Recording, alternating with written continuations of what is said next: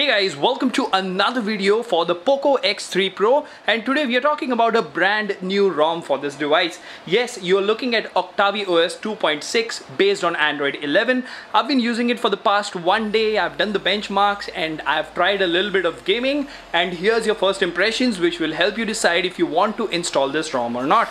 But before we get into all of that, if you haven't already, please subscribe and hit the notification bell icon so that you get notified every time I upload a video. In the description of each video, you will find a link to our Telegram community where we have more than 1,000 members helping each other and having all the fun. So join us there. Last but not the least, if you think the hard work is worth the effort, please click on the join button and support the channel. Now, without further ado, hello awesome people. Welcome to Phone Ops. My name is Kailash. Let's get going.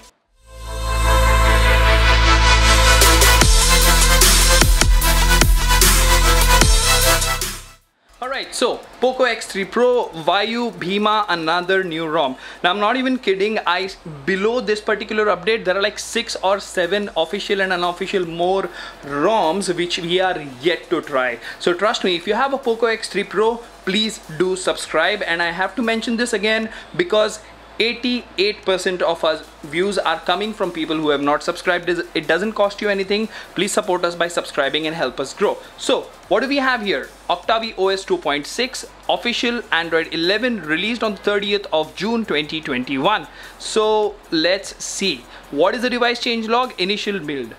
What is the bug? Wi-Fi display, which means screen mirroring might be a problem. You can flash this on 12.0.4 or 12.5.2 or any of the firmwares in between.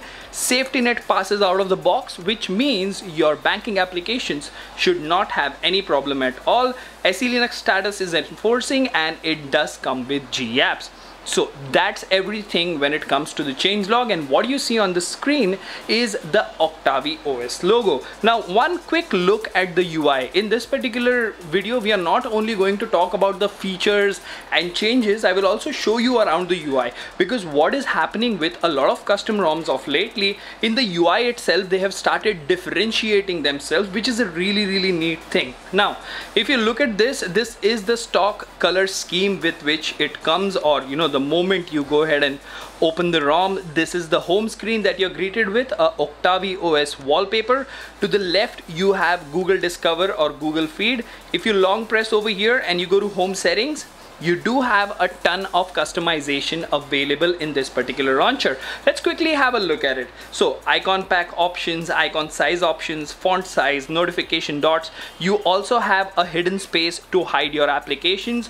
Allow edit, add app icons to the home screen, allow home screen rotation, show Google app, show gradient on top, show gradient on bottom. You have suggestions, double tap gestures, show icon labels on desktop, show icon labels in drawer, and show icon labels in landscape mode. So this might not be the most customizable launcher, but hey, if it ships with a custom ROM and it gives you these many options, I'm pretty happy with it.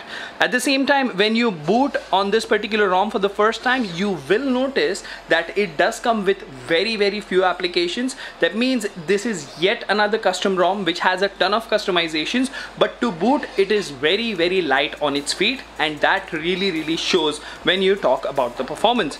Now before we proceed, I would like to share one quick observation, rather two of them. First of all, when you are in the setup menu of OctaviOS, you will have a problem setting up your fingerprint. The only thing is, don't use pattern. Use the pin or password mode and you should be good to go. That I believe is a bug, and this is an initial build, so that should be fixed. Now apart from this, I am using a variable refresh rate of 60 to 120 Hz, and I am someone who is accustomed to AeroOS on this device, and trust me when I say that AeroOS is by far the benchmark when it comes to ROMs of Poco X3 Pro, which will give you smoothness and stuff. So the UI is a little jittery for a 120 FPS device, and I'm pretty sure this is the initial build, and with 2 or 3 more builds it will get optimized and it will get better. So let's get back to the ROM. The camera application in question is the Gcam.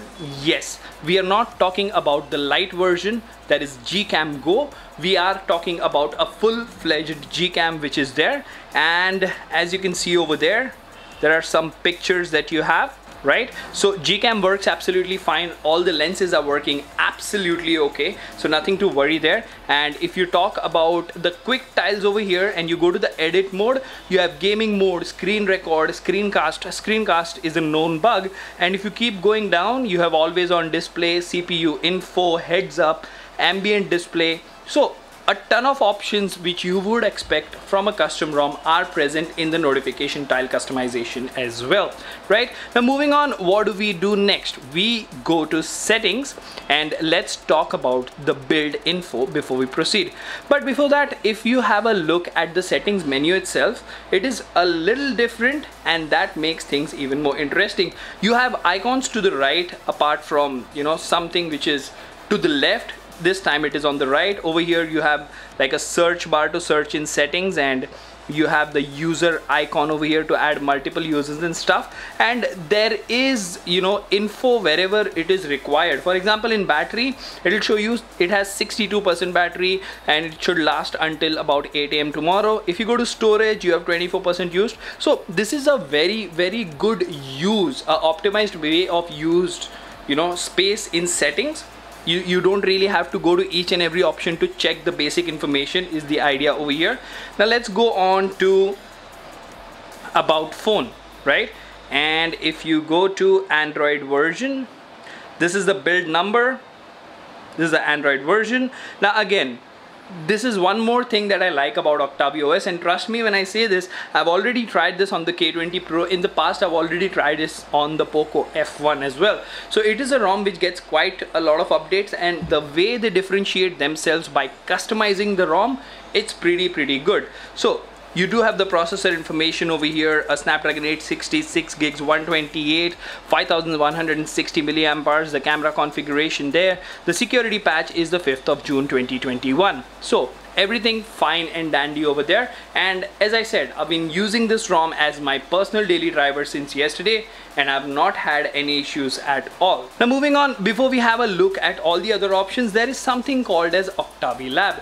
Now, if you are a regular subscriber on this channel, from the days of smartphone tutorials, I have been saying that if you don't differentiate yourself, you are not a custom ROM to me. To be very honest, you can give all the customization in the world, but the way you present it is something that really matters to me. Now, to a lot of people, this will look a little loud, a little weird, the way they have presented the customization UI, but I think this is more going towards the bold look, bold, subtle look that Android 12 is going for. They are taking some design cues from there, and it has these, you know, arrow buttons which take you in the settings and stuff. And trust me, I would not want to go to each and every option. So I'll just tell you what all you can customize. Otherwise it will be a 20-minute long video, which I don't really want to do. So you have status bar customization, in which you have quick settings, status bar, notification. Under system, you have the power menu customization, gestures, nav bar button, themes, volume, lock screen. You do have UI tuner, visualizer, weather, and then miscellaneous. You have gaming mode and other options as well. So a ton of customization available, and most of them are working as expected. I've not had any problem. Now another important aspect, so this is the part where we talk about the essentials of the ROM, which will define if you want to use this ROM for a daily driver or not. Screencasting, if it is something you do daily, then maybe hold on for another release. But apart from that, if you talk about the battery life, you have thermal profiles. That means you can decide how much performance you get. You have gaming mode, so all your gaming mode needs are taken care of. If you go to view detailed usage, I've been using it since the last 10 hours, right? I've had 38 minutes of voice calls, around 2 hours of WhatsApp, 22 minutes of chatting with you guys on Telegram, 17 minutes of Google Chrome, and you can see that I've had 2 hours and 39 minutes of screen on time across the last 10 hours. I still have 61% battery, which means over 24 hours you'll easily get 6 hours of screen on time. That's with mixed gaming here, there, and all those things. According to me, that's pretty decent battery life. The charging for me has been absolutely okay. You do have the battery manager, smart charging, and all the advanced options that you need. And over here you have design battery capacity, current battery capacity, charge cycle completed. This is showing unavailable. I'm not sure why, but I'm pretty sure in the next 1 or 2 builds it should be fixed. As far as the charging is concerned, I've seen anywhere between 25 to 30 watts. So it takes 10 minutes or 15 minutes more compared to the stock MI UI ROM to charge. But more or less, you know, it's for me, it's a come and go thing. I just plug in whenever I'm sitting at my desk and the phone just gets topped up.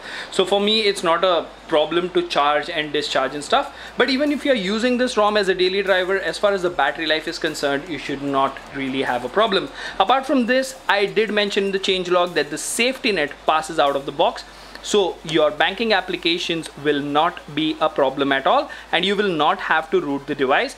Now apart from this, if you go to the Google Play Store and if you go to settings, you will see that the device is certified over here, right? So that takes care of almost all the information you need to decide if you want to use this ROM as a daily driver or not. It has customization, it doesn't have any major bugs, banking applications can be used, Widevine L1 is fine, Amazon Prime HD and Netflix works completely okay. You have Gcam, so your camera needs are taken care of, right? But what are we missing? We are missing the benchmark numbers. So first, let's talk about the CPU throttle test. All right, now as you can see over here, this was done this morning at around 92% battery. It says CPU throttle to 92% of its max performance. Now this is a 15-minute test.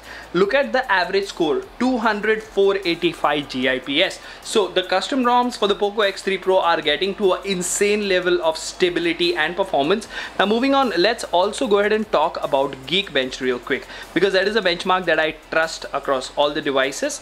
So if you go to history, 747 single core, 2452 multi-core, right?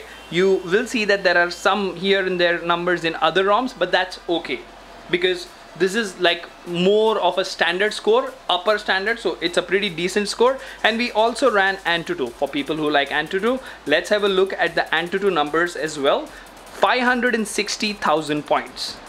So pretty decent benchmark numbers, pretty smooth and fluid performance. Overall, a very good candidate for a daily driver. Gaming performance is decent. We will be doing a live stream once I'm back from my road trip.